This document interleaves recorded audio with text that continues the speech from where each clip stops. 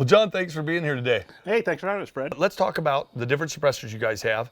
I know the aluminum is a rimfire, right? It's for, designed really for 22s, and you can shoot it either subsonic or supersonic.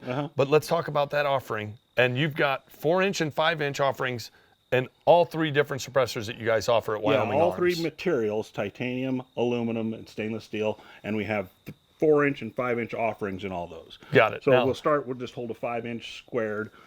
We call it a 5 squared because it's 5 inches long and it weighs slightly under 5 ounces, but we thought it was kind of cool to say 5 and 5, the aluminum. It's suitable for 22 rimfires across the board. It is what we've talked about before, the user serviceable.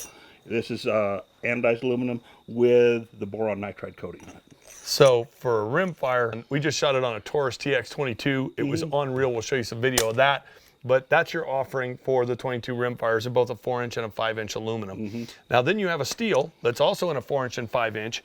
And now we're getting more into the hunting suppressors. So you guys cover anything from what, 22 caliber up to 300 Win Mag? Yeah, so once we go to the steel, which is the intermittent in the pricing, this is a 4-inch and we also offer the 5-inch. Then the steel is a little bit less expensive. It's still very lightweight. We call this a 4 cubed and a 5 cubed because they're basically 4 and then 4 plus 4, so it's 8 ounces is the way we did it. And they're extremely durable. They're condition 900 17.4 precipitation hardened stainless steel. I knew you. Good. Yeah, I knew what that means. And so they're really good for short-barreled rifles if you need the high temperature. Okay, so a lot of shooting. Yeah, So, not necessarily hunting, but if guys are shooting a whole lot, that may be the one to go for. Yeah, and you don't even know, when we say lot, we're talking about multiple mag dumps where you're literally getting the suppressor well over 1,000 degrees. And you got to think about that. Do you want a 1,000-degree suppressor near you? So even in a training class, a carbine class, you'd never get the suppressor that hot.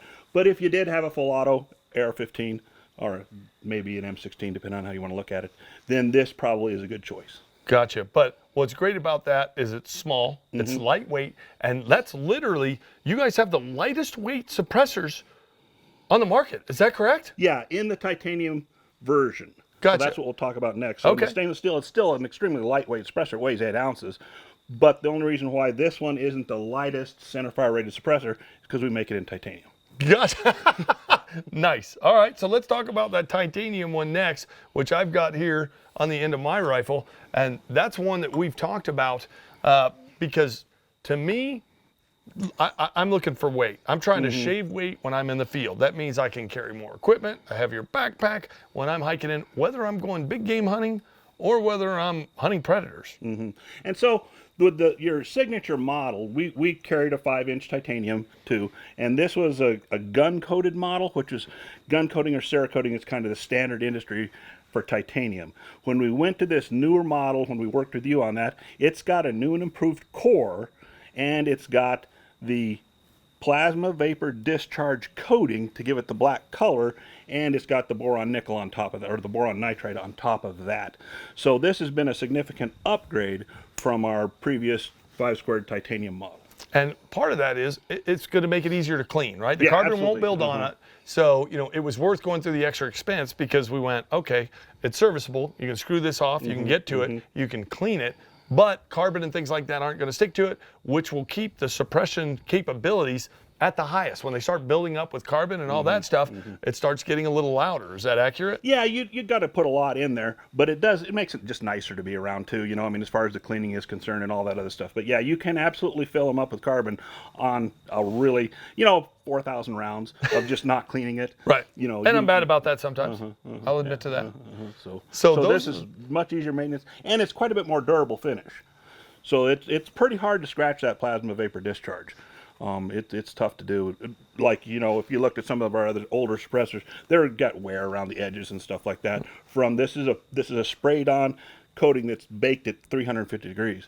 PVD goes on at 800. So it's a lot more durable, and then the nickel or the boron nitride is on top of that. And the titanium is the lightest suppressor on the market right now. Is that correct? Centerfire. It's the lightest centerfire suppressor on the market.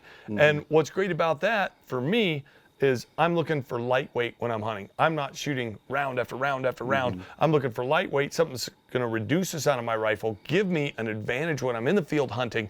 But even though I keep showing it on my signature, this is my Rock River AR with the coyote tracks, and that's why I thought it would be fun to put the coyote tracks there, because it kind of matches and identifies it as really a hunting suppressor, especially for predators.